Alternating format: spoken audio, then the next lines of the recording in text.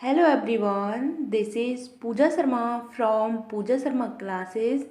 उम्मीद करती हूँ आप सब अच्छे होंगे। तो आज हम डिस्कस करेंगे आपके साथ सीटेट जुलाई 2023 के लिए बाल विकास एवं शिक्षण शास्त्र को, सीडीपी को आपके साथ डिस्कस करेंगे। यह पेपर आपका 10 जनवरी 2023 का प्रीवियस ईयर क्वेश्चन पेपर है। तो आपको मेरे साथ जुड़ जाना है और अपनी तैयारी को बेहतर बनाना है। समझते हैं इसमें कैसे आपके क्वेश्चंस बने थे और आपको इन क्वेश्चंस को अच्छे से समझना है, जिससे आपका जो एग्ज़ाम है उसमें इसी तरीके के क्वेश्चन आएंगे। आपको अपने आप को टीचर मानना है और उसके बाद आपको क्वेश्चंस को सॉल्व करना है। बच्चे को हमेशा पॉजिटिव तरीके से लेना है। तो स्टार्ट करते हैं।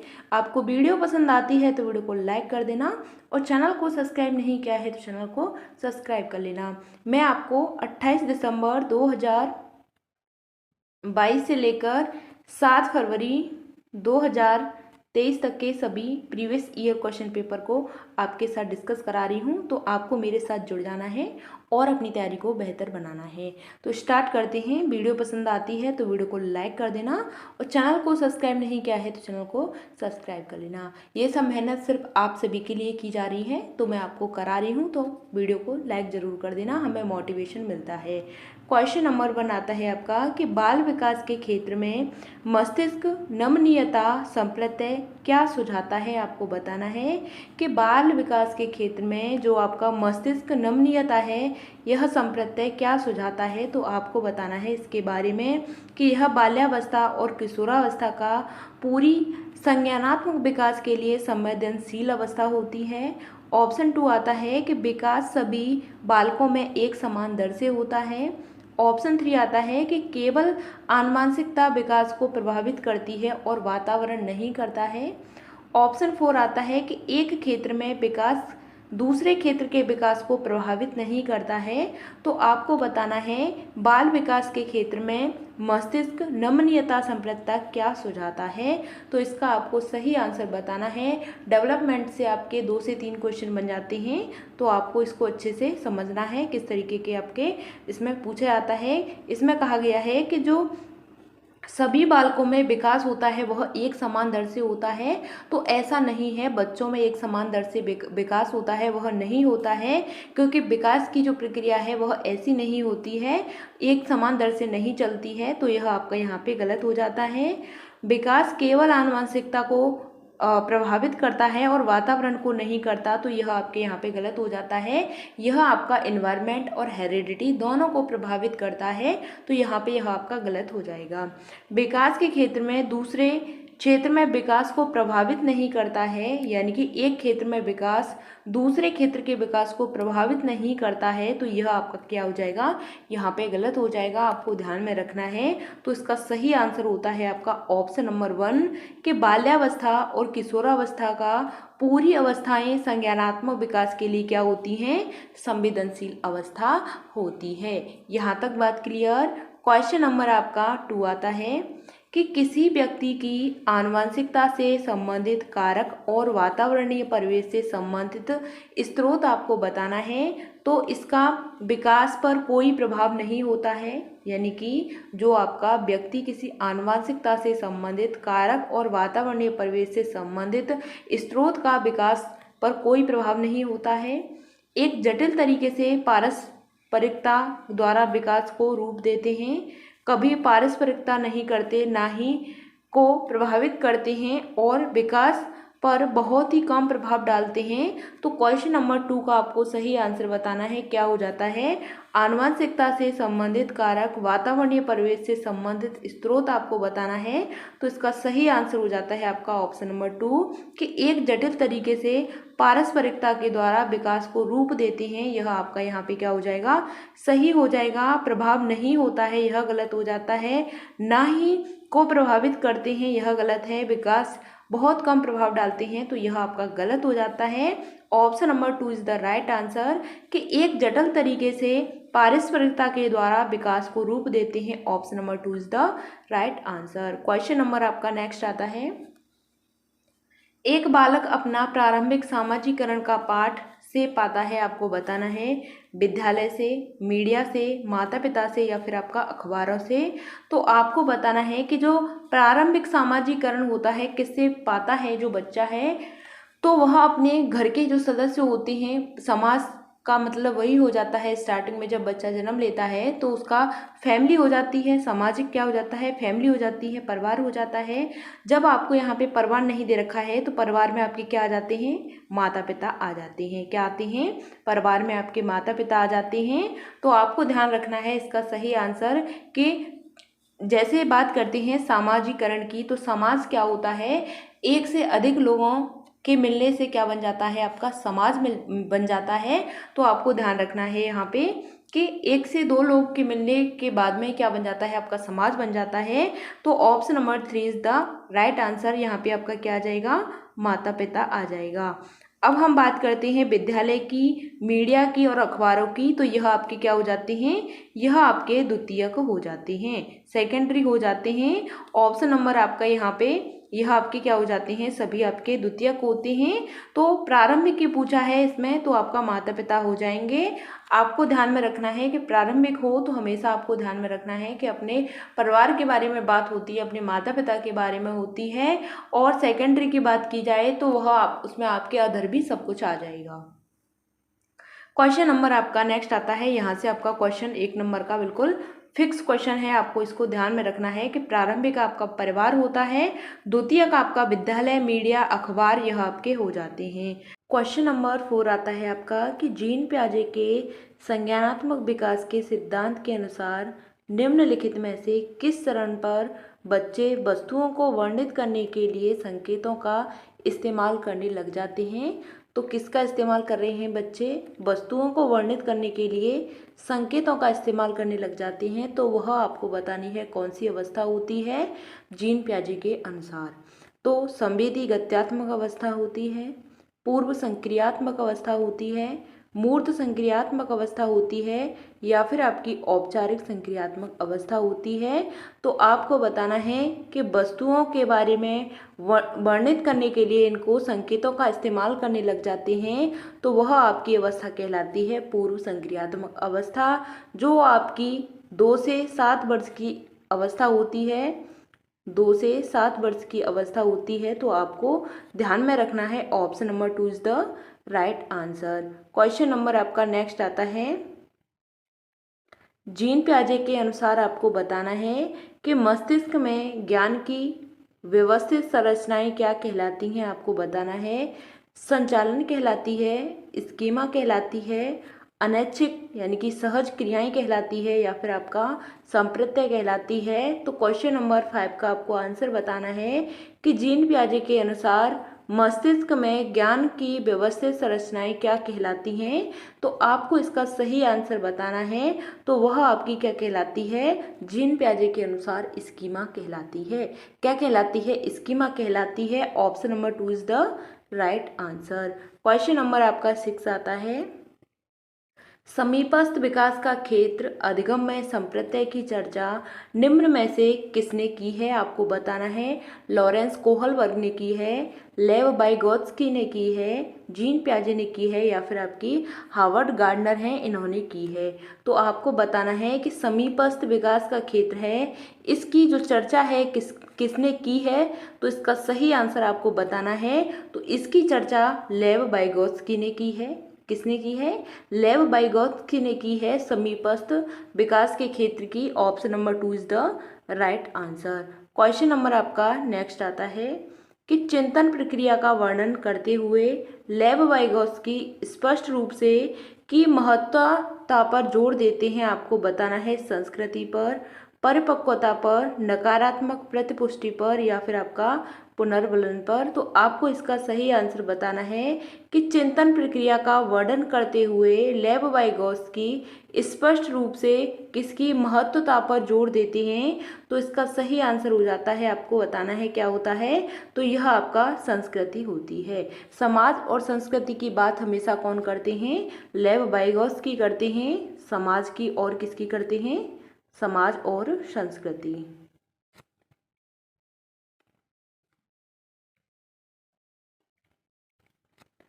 Option number 1 is the right answer, बाकी आपके गलत हो जाते हैं। क्वेश्चन नंबर आपका 8 आता है कि निम्न में से किसने बच्चों और वयस्कों में नैतिक तार्किकता का वर्णन करने के लिए विकास चरणों का क्रम सुझाया है। तो आपको बताना है किसने बताया है नैतिक तार्किकता के वर्णन का विकास चरणों का क्रम किसने सुझाया है। तो उनका आपको नाम बताना है। B.F. स्किनर होते हैं, हावर्ड गार्डनर होते हैं, लॉरेंस कोहलबर्ग होते हैं, या फिर आपके लेव वाइगोत्स्की होते हैं। तो आपको बताना है कि जो नैतिक विकास की जो चरण है वह किसने दिए हैं, यह पूछा गया है आपसे। तो यह आपके लॉरेंस कोहलबर्ग हो जाते हैं। कौन हो जाते हैं? लॉरेंस कोहलबर्ग हो जाते हैं। इन्होंने तीन चरण दिए हैं। क्या दिए हैं? 3 स्तर दिए हैं। क्या है? 3 स्तर दिए हैं, और 3 स्तरों में आपके 6 क्या होते हैं? इसमें चरण होते हैं। Option number 3 is the right answer. Question number आपका 9 आता है। आपको बताना है, कथन दे रखा है कि एक अध्यापक को कक्षा में कई प्रकार की अध्यापन अधिगम सामग्री और शैक्षिक संसाधन प्रदान करने चाहिए और विद्यार्थियों को उन्हें जांचने के लिए प्रोत्साहित करना चाहिए। रीजन में आपको दे रखा है, तर्क में दे रखा है कि एक सहायक माहौल में विद्यार्थी ज्ञान निर्माण करने में सक्षम होते हैं और सही विकल्प को चुनिए। तो आपको इसका सही आंसर बताना है। यहाँ पे आपको दे रखा है कि आपका ए और आर दोनों सही हैं। आर ए की क्या करता है? सही व्याख्या करता है। ए और आर दोनों सही हैं, आर ए की सही व्याख्या नहीं है। ए सही है लेकिन आर गलत है। ए और आर दोनों गलत हैं। आपको बताना है इसका सही आंसर क्या हो जाता है।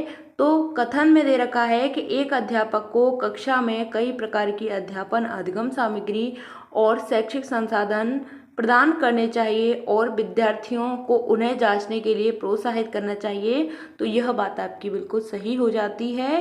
रीजन में दे रखा है कि एक सहायक माहौल में विद्यार्थी ज्ञान निर्माण करने में सक्षम होते हैं। तो यह बात आपकी क्या हो जाती है? सही हो जाती है। तो ए और आर हैं आपके, दोनों क्या हो जाते हैं? सही हो जाते हैं। Option number 1 is the right answer कि ए और आर दोनों सही हैं। आर ए की क्या करता है? सही व्याख्या करता है। यह आपका यहाँ पे गलत हो जाता है। सभी आपके यहाँ पे गलत हैं। Option number 1 is the right answer. Question number आपका 10 आता है। आपको बताना है कि बुद्धि लब्धि IQ के बारे में कि परीक्षणों की आलोचना करने का आधार क्या है। आपको बताना है कि IQ परीक्षणों की आलोचना करने का आधार क्या होता है। पक्षपाती मानदंड होता है, गुणात्मक आकलन का प्रयोग होता है, सांस्कृतिक संवेदनशीलता को ध्यान में रखना होता है, या बच्चों के सामाजिक परिप्रेक्ष्य में शामिल करना होता है। तो क्वेश्चन नंबर 10 का आपको सही आंसर बताना है कि IQ परीक्षणों की आलोचना करने का आधार क्या हो जाता है। तो वह आपका क्या होता है? वह आपका यहाँ पे क्या हो जाता है? पक्षपाती मानदंड हो जाता है। क्या हो जाता है? पक्षपाती मानदंड हो जाता है। Option number 1 is the right answer. Question number आपका नेक्स्ट आता है। लेव वाइगोत्स्की के अनुसार आपको बताना है भाषा के बारे में कि भाषा क्या है? चिंतन में बाधक होती है, चिंतन को सुसाधित करती है, चिंतन को सुसाधित करने में कोई भूमिका नहीं निभाती है, या भाषा चिंतन का बहुत ही कम प्रभाव पड़ता है। तो आपको इसका सही आंसर बताना है। लेव वाइगोत्स्की के अनुसार भाषा के बारे में क्या सही हो जाता है। तो भाषा होती है वाइगोत्स्की के अनुसार चिंतन को क्या करती है? सुसाधित करती है। आपका यहाँ पे option number 2 is the right answer कि जो भाषा है चिंतन को क्या करती है? सुसाधित करती है, भूमिका नहीं निभाती। यह गलत है। बहुत कम प्रभाव पड़ता है, यह गलत है। बाधक है, यह भी गलत है। Option number 2 is the right answer. Question number आपका 12 आता है। आपको बताना है कि वैकल्पिक विषयों के चुनाव में लड़कियों के लिए गृह विज्ञान का विषय और लड़कों के लिए शारीरिक शिक्षा के विषय को सीमित कर देने की प्रथा किस पर आधारित है। आपको बताना है। तो वह आपकी जेंडर रूढ़िवादिता होती है, समावेशी उपागम होता है, जेंडर समानता होता है, या फिर आपका खोजी उपागम होता है। क्वेश्चन नंबर 12 का आपको सही आंसर बताना है कि वैकल्पिक विषयों के चुनाव में लड़कियों के गृह विज्ञान का विषय और लड़कों के लिए शारीरिक शिक्षा के विषय को सीमित कर देने की प्रथा किस प्रकार आधारित होती है, तो वह आपकी क्या कहलाती है, जेंडर रूढ़िबद्धता कहलाती है। यानी कि लड़कों के लिए शारीरिक शिक्षा के विषय में सीमित कर देने की प्रथा क्या कहलाती है, यह आपकी क्या कहलाती है, जेंडर रूढ़िबद्धता कहलाती है। कि लड़कियों को गृह विज्ञान सिखाया जा रहा है और लड़कों को शारीरिक शिक्षा सिखाई जा रही है, तो यह आपकी क्या हो जाएगी, जेंडर रूढ़िबद्धता हो जाएगी। Option number 1 is the right answer. Question number आपका 13 आता है, समावेशी कक्षा में विविधता अध्यापन अधिगम प्रक्रिया में है। आपको बताना है कि कक्षा में विविधता अध्यापन अधिगम प्रक्रिया में है, क्या है, समस्या है, संसाधन है, रुकावट है, या फिर आपका बाधा हो जाती है। तो इसका आपको आंसर बताना है। इसका सही आंसर होता है संसाधन। क्या होता है, संसाधन होता है। Option number 2 is the right answer. कि कक्षा में विविधता अध्यापन अधिगम प्रक्रिया में क्या होता है, संसाधन होता है। क्वेश्चन नंबर आपका 14 आ जाता है कि निम्न में से किस प्रकार का मूल्यांकन विद्यार्थियों के लिए अधिगम का रूप बन जाता है। आपको बताना है कि किस प्रकार का मूल्यांकन विद्यार्थियों के लिए अधिगम का रूप बन जाता है। तो सत्र के अंत में अध्यापक द्वारा किया गया मूल्यांकन होता है, सत्र से पहले विशिष्ट शिक्षक के द्वारा किया गया मूल्यांकन होता है, या विद्यार्थियों के द्वारा किया गया स्व मूल्यांकन होता है, या फिर मानकीकृत परीक्षणों के द्वारा किया गया मूल्यांकन होता है। तो क्वेश्चन नंबर 14 का आपको सही आंसर बताना है कि किस प्रकार का मूल्यांकन विद्यार्थियों के लिए अधिगम का रूप बन जाता है। तो यह आपका क्या कहलाता है, सत्र के अंत में अध्यापक द्वारा किया गया मूल्यांकन होता है। यह बात गलत हो जाती है। सत्र के पहले विशिष्ट शिक्षक के द्वारा किया गया मूल्यांकन होता है। यह बात भी गलत हो जाती है। विद्यार्थियों के द्वारा किया गया स्व मूल्यांकन, यहाँ पे यह बात आपकी सही हो जाती है। मानकीकृत परीक्षण, यह आपका यहाँ पे गलत हो जाता है। तो 14 नंबर क्वेश्चन का आपका आंसर होता है ऑप्शन नंबर 3 कि विद्यार्थियों के द्वारा किया गया जो स्व मूल्यांकन होता है, यह आपका अधिगम मूल्यांकन का क्या बन जाता है, रूप बन जाता है। क्वेश्चन नंबर आपका 15 आता है। कथन दे रखा है आपको कि किसी नए संप्रत्यय को सीखने के समय, क्वेश्चन नंबर 15 में आपको दे रखा है किसी नए संप्रत्यय को सीखने के समय अध्यापिका द्वारा विद्यार्थियों को सवाल पूछने और अपने संदेहों को स्पष्ट करने के लिए प्रोत्साहित किया जाना चाहिए। रीजन में दे रखा है कि सवाल पूछना समालोचनात्मक चिंतन के विकास में बाधा पैदा करता है।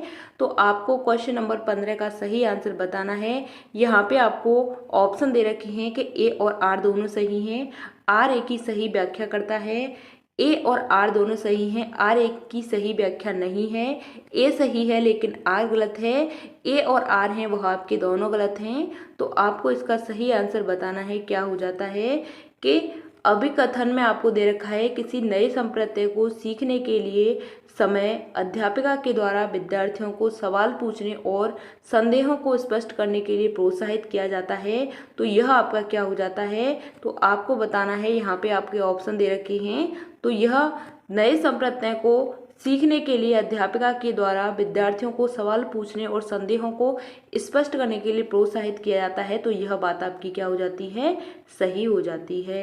रीजन की बात करते हैं कि सवाल पूछना समालोचनात्मक चिंतन के विकास में बाधा पैदा करता है। तो यह बाधा पैदा नहीं करता है, यह आपका यहाँ पे गलत हो जाएगा। कि इसमें बोला है कि समालोचनात्मक चिंतन के विकास में बाधा उत्पन्न करता है, तो यह आपका गलत हो जाएगा। ऑप्शन नंबर आपका यहाँ पे ए सही हो जाता है, ए सही है और आर आपका क्या हो जाता है, गलत हो जाता है। तो यहाँ पे आपका आता है यह वाला गलत है। ऑप्शन नंबर 3 सही है कि ए सही है लेकिन आर क्या हो जाता है, आपका गलत हो जाता है। क्वेश्चन नंबर आपका 16 आता है। आपको बताना है कि वंचित समूहों से संबंधित विद्यार्थियों के सफल समायोजन हेतु निम्न में से क्या बाधा बन जाती है। आपको बताना है कि सांस्कृतिक और धार्मिक विविधता का समारोह होता है, उनके सामाजिक समूहों से संबंधित प्रेरणा स्रोत की अभिस्वीकृति होती है, विभिन्न प्रथाओं में अंतरों को प्रकाशित करना और उनमें पदानुक्रमिकता स्थापित करना होता है या एक साझी राष्ट्रीय अक्षमता मनोगत करना और संबद्धता के भाव को बढ़ावा देना होता है।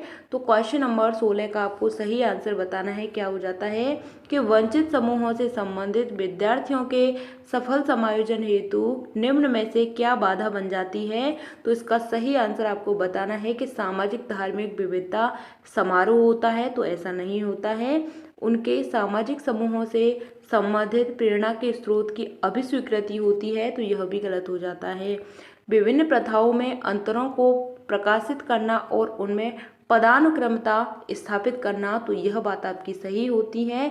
एक साझी राष्ट्रीय अस्मिता मनोगत करना और संबद्धता के भाव को बढ़ावा देना, यह भी गलत हो जाता है। ऑप्शन नंबर आपका यहाँ पे 3 सही होता है कि वंचित समूहों से संबंधित विद्यार्थियों के सफल समायोजन हेतु निम्न में से क्या बाधा बन जाती है। तो विभिन्न प्रथाओं में अंतरों को प्रकाशित करने और उसमें पदानुक्रमिकता को स्थापित करना, यह आपकी क्या बन जाती है, बाधा बन जाती है। क्वेश्चन नंबर आपका 17 आता है, अधिगम कठिनाई महसूस करने वाले के बारे में बताना है कि अधिगम में जो कठिनाई महसूस होती है उसके बारे में आपको बताना है कि सभी विद्यार्थी अपनी शैक्षिक विशेषताओं में एक जैसे होते हैं। क्या सभी विद्यार्थी हैं वह अपनी शैक्षिक विशेषताओं में एक जैसे होते हैं, यह बात आपको बतानी है, सही है या गलत है। विद्यार्थियों को विशिष्ट विद्यालय में पढ़ना चाहिए। विद्यार्थी हमेशा अति क्रियाशील होते हैं। विद्यार्थी अपनी शैक्षिक सामर्थ्य और चुनौतियों में अलग अलग हो सकते हैं। तो क्वेश्चन नंबर 17 का आपको आंसर बताना है कि शैक्षिक विशेषताओं में एक जैसे होते हैं, तो यह बात आपकी गलत हो जाती है कि एक जैसे होते हैं। विद्यालय में पढ़ना चाहिए विशिष्ट विद्यालय में, तो यह बात भी गलत होती है। हमेशा अति क्रियाशील होते हैं, तो यह बात भी गलत है। शैक्षिक सामर्थ्य और चुनौतियों में अलग अलग हो सकते हैं, तो यह बात आपकी क्या होती है, सही हो जाती है। क्वेश्चन नंबर 17 का ऑप्शन नंबर 4 आपका सही आंसर हो जाता है। क्वेश्चन नंबर 18 आता है, आपको बताना है कि कमतर दृष्टि से जूझते विद्यार्थियों सफल समावेशन हेतु यह महत्वपूर्ण है कि आपको बताना है कि कक्षा में उपयुक्त सहायक उपकरण मौजूद हो या इन विद्यार्थियों का पृथक्कीकरण किया जाए या बोर्ड से काफ़ी दूर उनकी सीट स्थिर कर दी जाए या केवल दृश्य प्रस्तुतिकरण द्वारा ही पाठ पढ़ाए जाएं। तो क्वेश्चन नंबर आपको 18 का सही आंसर बताना है कि कमतर दृष्टि से जूझते विद्यार्थियों के सफल समावेशन हेतु क्या महत्वपूर्ण हो जाता है। तो इसका सही आंसर होता है ऑप्शन नंबर 1 कि कक्षा में उपयुक्त सहायक उपकरण क्या हों, मौजूद हों। आपका यहाँ पे ऑप्शन नंबर 1 सही आंसर हो जाता है। पृथकीकरण की बात की जाए तो गलत आ जाता है। स्थिर कर दिया जाए यह भी गलत होता है और केवल आ जाए यह भी आपका नेगेटिव हो जाता है। तो option number 1 is the right answer. Question number आपका 19 आता है कि अवधान न्यूनता अतिक्रियाशीलता विकार ADHD से जूझते विद्यार्थियों के बारे में निम्न में से क्या सही है। आपको बताना है कि वे आगे आवेगशीलता के निरंतर स्वरूप दर्शाते हैं। वे काफ़ी देर तक निर्धारित सीट पर बैठ सकते हैं। उनमें सभी को सुनने की अति सहनशीलता होती है। वे अपनी क्रियाओं को व्यवस्थित रूप से करते हैं। तो क्वेश्चन नंबर 19 का आपको सही आंसर बताना है, क्या हो जाता है। तो क्वेश्चन नंबर 19 का सही आंसर होता है कि वे आवेगशीलता में क्या होते हैं, निरंतर रूप से दर्शाते हैं। Option number 1 is the right answer. Option number 1 आपका सही हो जाता है। वे काफ़ी देर तक सीट निर्धारण करने पर बैठ जाते हैं, करने के लिए बैठ जाते हैं, तो यह आपका गलत हो जाएगा। सहनशीलता होती है, यह भी गलत है। व्यवस्थित रूप से करते हैं, यह भी गलत है।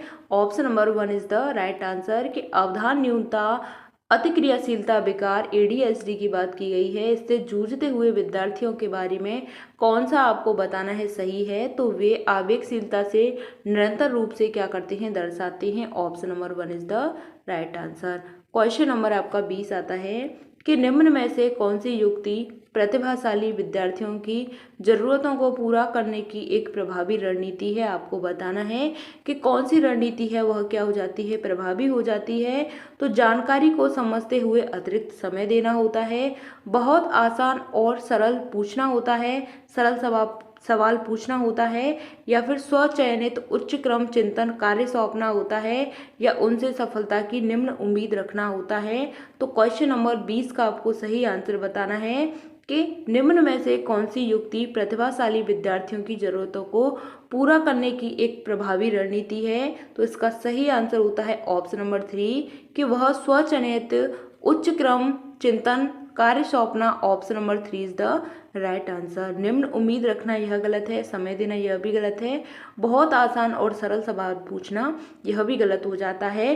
तो प्रभावी रणनीति क्या होती है कि स्वचयनित उच्च क्रम चिंतन कार्य सौंपना। Option number 3 is the right answer. Question number आपका 21 आ जाता है कि गैर जन्मजात अधिगम जैसे कि बांसुरी बजाना, शतरंज खेलना सीखने के लिए आपको सही आंसर बताना है कि गैर जन्मजात अधिगम जैसे कि बांसुरी बजाना, शतरंज खेलना सीखने के लिए कि किसी तरह के बाह्य निर्देश और आंतरिक अभिप्रेरणा की जरूरत होती है। ऑप्शन 2 आता है कि किसी भी तरह के बाह्य निर्देश या अभिप्रेरणा की जरूरत नहीं होती है।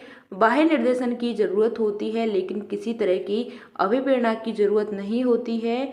किसी भी स्रोत से बाह्य निर्देशन की कोई ज़रूरत नहीं होती है। तो क्वेश्चन नंबर 21 का आपको सही आंसर बताना है कि गैर जन्मजात अधिगम जैसे बांसुरी बजाना, शतरंज खेलना सीखने के लिए क्या होता है, तो किसी तरह के बाह्य निर्देशन और आंतरिक अभिप्रेरणा की जरूरत होती है। Option number 1 is the right answer. नहीं होती है यह गलत हो जाता है, जरूरत नहीं होती है यह आपके यहाँ पे गलत हो जाते हैं। ऑप्शन नंबर 1 आपका यहाँ पे सही आंसर हो जाता है।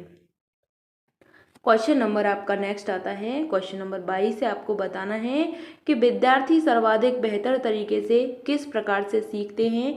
तो कौन से तरीके से विद्यार्थी हैं बेहतर तरीके से सीख पाते हैं, तो केवल पाठ्य पुस्तकों के द्वारा सीख पाते हैं, केवल अध्यापक के द्वारा कहे शब्दों को दोहराकर सीख पाते हैं, या अपने आस पड़ोस से पारस्परिकता के द्वारा सीख पाते हैं, या निष्क्रिय नकल के द्वारा सीख पाते हैं। तो आपको बताना है इसका सही आंसर कि विद्यार्थी सर्वाधिक बेहतर तरीके से किस प्रकार से सीख पाते हैं। तो इसका सही आंसर बताना है कि केवल पाठ्य पुस्तकों के द्वारा सीख पाते हैं। तो यह बात आपकी गलत हो जाती है, पाठ्य पुस्तकों के द्वारा नहीं सीख पाते हैं।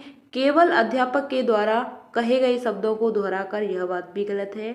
अपने आस पड़ोस से पारस्परिकता के द्वारा सीख पाते हैं, निष्क्रिय नकल के द्वारा सीख पाते हैं। तो यह बात आपकी क्या हो जाती है, निष्क्रिय नहीं सीख पाते हैं, यह गलत है। Option number 3 is the right answer कि वह अपने आस पड़ोस से पारस्परिकता के द्वारा सीख पाते हैं।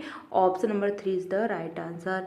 क्वेश्चन नंबर आपका 23 आता है, आपको बताना है कि प्रबल रूप से शिक्षा शास्त्र विद्यार्थियों के द्वारा ज्ञान में सहायक है। आपको बताना है बाल केंद्रित सर्जन होता है, अध्यापक केंद्रित सर्जन होता है, बाल केंद्रित केवल पुनरुत्पादन होता है, या फिर अध्यापक केंद्रित भंजन होता है।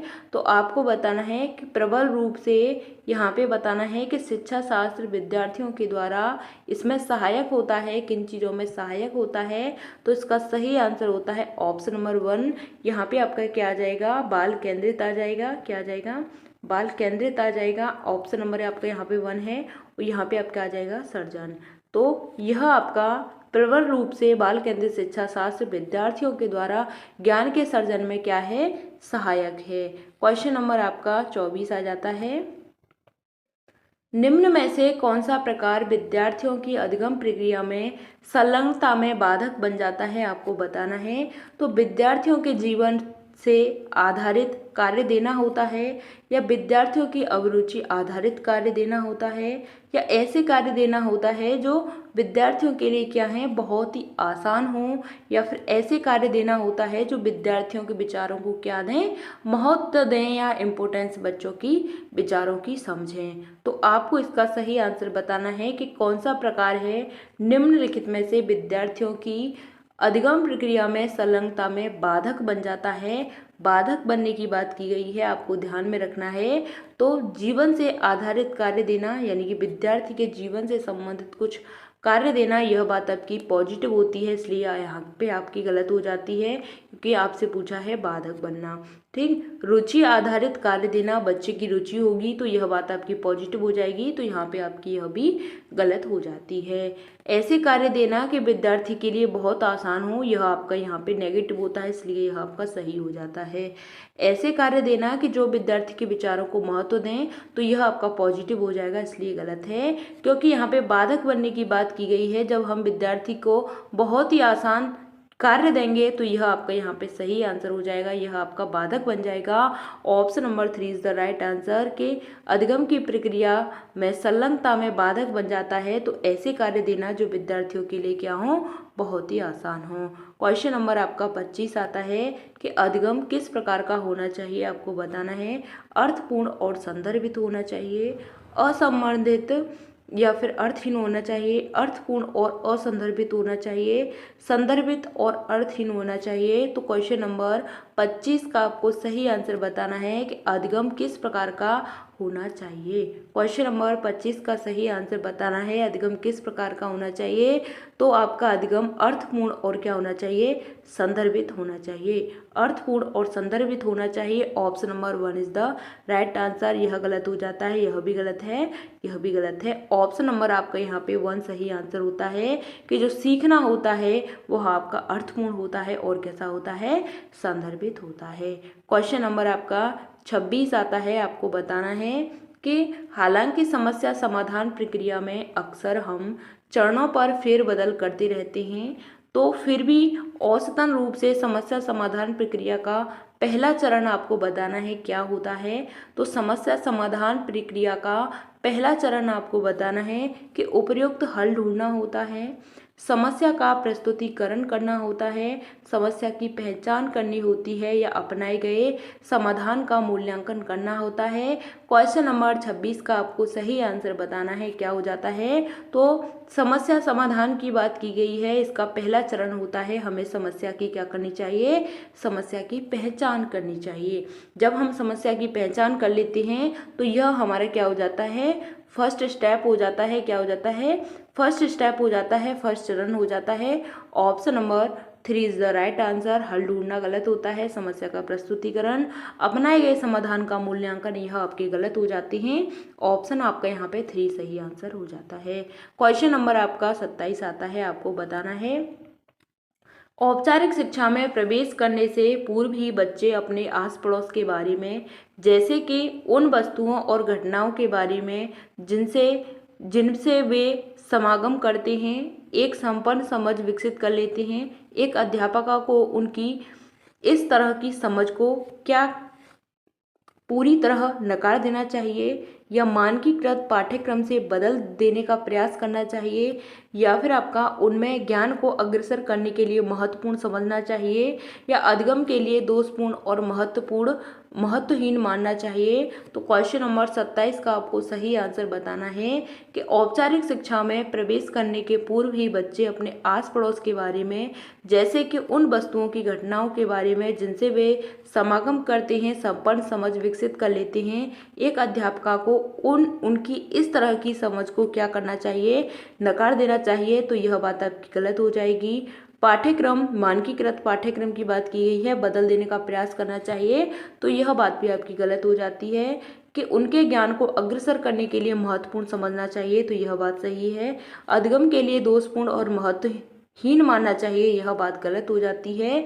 Option number 3 is the right answer कि उनके ज्ञान को क्या करना चाहिए, अग्रसर करने के लिए महत्वपूर्ण मानना चाहिए, समझना चाहिए। Option number 3 is the right answer. Question number आपका नेक्स्ट आ जाता है, क्वेश्चन नंबर 28 है आपको बताना है कि अभिकथन आपको दे रखा है कि विद्यालयों को अधिगम के संवेगात्मक पहलू को अनदेखा कर देना चाहिए। तो आपको बताना है, रीजन में दे रखा है कि संवेग और संज्ञान एक दूसरे से क्या होते हैं, अंतः संबंधित होते हैं। तो इसका सही आंसर आपको बताना है। तो यहाँ पे आपको ऑप्शन में दे रखा है कि ए और आर है, दोनों सही हैं। आर ए की क्या करता है, सही व्याख्या करता है। ए और आर दोनों सही हैं, लेकिन आर ए की सही व्याख्या नहीं है। ए सही है लेकिन आर गलत है, ए और आर दोनों गलत हैं। तो आपको बताना है क्वेश्चन नंबर 28 का सही आंसर क्या हो जाता है। यहाँ पे दे रखा है कि विद्यार्थियों को अधिगम के यानी सीखने के संवेगात्मक पहलू को अनदेखा कर देना चाहिए, यह बात आपकी क्या हो जाएगी, गलत हो जाएगी। अनदेखा करना आपका नेगेटिव हो जाता है। संवेग और संज्ञान एक दूसरे से क्या होते हैं, संबंधित होते हैं, तो यह बात भी आपकी यहाँ पे क्या हो जाती है, यह बात भी आपकी गलत हो जाती है। तो आपका ए और आर है वह दोनों गलत होते हैं। ऑप्शन नंबर आपका यहाँ पे 4 सही आंसर हो जाता है। ए और आर दोनों क्या हो जाते हैं, गलत हो जाते हैं। क्वेश्चन नंबर आपका 29 आता है, शिक्षा का उद्देश्य विद्यार्थियों को यहाँ पे बताना है कि के लिए प्रेरित करना चाहिए, तो प्रतिस्पर्धा के लिए प्रेरित करना चाहिए, कंठस्थ स्मरण के लिए प्रेरित करना चाहिए, स्वतंत्र चिंतन के लिए प्रेरित करना चाहिए, या निष्क्रिय ज्ञान पुनरुत्पादन के लिए प्रेरित करना चाहिए। तो क्वेश्चन नंबर 29 का आपको सही आंसर बताना है कि शिक्षा का उद्देश्य विद्यार्थियों को स्वतंत्र चिंतन के लिए प्रेरित करना चाहिए। क्या करना चाहिए, स्वतंत्र चिंतन के लिए प्रेरित करना चाहिए। ऑप्शन नंबर आपका यहाँ पे 3 सही आंसर हो जाता है। किसके लिए प्रेरित करना चाहिए, स्वतंत्र चिंतन के लिए। क्वेश्चन नंबर आपका लास्ट आता है, क्वेश्चन नंबर 30 है कि अधिगम को सुसाधित किस प्रकार किया जा सकता है। तो आपको बताना है अधिगम को किस प्रकार से सुसाधित कर सकते हैं। तो योग्यता के सत्व दृष्टिकोण को बढ़ावा देकर कर सकते हैं, कार्य के उद्देश्य का विद्यार्थियों में साझा न करके, विद्यार्थियों में प्रतिस्पर्धा को बढ़ा करके, चिंतन प्रतिवर्तन के मौके प्रदान करके। तो क्वेश्चन नंबर 30 का आपको सही आंसर बताना है कि अधिगम को सुसाधित किस प्रकार किया जा सकता है। तो हम किस प्रकार से अधिगम को सुसाधित कर सकते हैं, तो इसका सही आंसर होता है ऑप्शन नंबर 4 कि चिंतन प्रतिवर्तन के मौके प्रदान करके। किसके मौके प्रदान करके, चिंतन प्रतिवर्तन के मौके प्रदान करके हम अधिगम को क्या कर सकते हैं, सुसाधित कर सकते हैं। योग्यता के सत्व दृष्टिकोण को बढ़ावा देकर, ना यानी साझा ना करके, यह गलत है। प्रतिस्पर्धा को बढ़ा करके, यह गलत है। Option number 4 is the right answer कि चिंतन प्रत्यावर्तन के मौके प्रदान करके हम अधिगम को क्या कर सकते हैं, सुसाधित कर सकते हैं। मैंने आपको यहाँ पे आपके 30 क्वेश्चंस करा दिए हैं। यह पेपर आपका यहाँ तक कंप्लीट होता है। सीडीपी का प्रीवियस ईयर पेपर था, तो इसको मैंने आपको करा ही दिया है। तो आपको वीडियो पसंद आती है तो वीडियो को लाइक कर देना, और चैनल को सब्सक्राइब नहीं किया है तो चैनल को सब्सक्राइब कर लेना। मिलते हैं फिर आपको आगे की नेक्स्ट वीडियो में। इसी तरीके से आप मेरे साथ जुड़ जाइएगा, और अपनी सीटेट की तैयारी को बेहतर बनाना है आपको। बस आपको थोड़ा सा मेहनत करनी है, यानी कि आपको अपने जो सिलेबस है इस पर फोकस करना है, और उसके बाद में यह जो मैं आपको प्रीवियस ईयर क्वेश्चन पेपर करा रही हूँ इनको भी आपको फोकस करना है। मैंने आपको 2021 और जो 22 वाले प्रीवियस ईयर पेपर थे उनको भी करा दिया है, आप देख लेना। और मैंने आपको जो यह 2022 और 23 वाले हैं इनको भी करा रही हूँ, तो आप इनको भी देख लेना। तो मिलते हैं फिर आपको आगे की नेक्स्ट वीडियो में। तब तक के लिए थैंक्स फॉर वॉचिंग। जय हिंद, वंदे मातरम। अगर आपका कोई भी डाउट रह जाता है तो आप कमेंट के माध्यम से हमसे पूछ लिया करो, हम आपको आपका आंसर जरूर करेंगे। तो मिलते हैं फिर आपको आगे की नेक्स्ट वीडियो में। वीडियो पसंद आती है तो वीडियो को लाइक कर देना। Thanks for watching. जय हिंद, वंदे मातरम।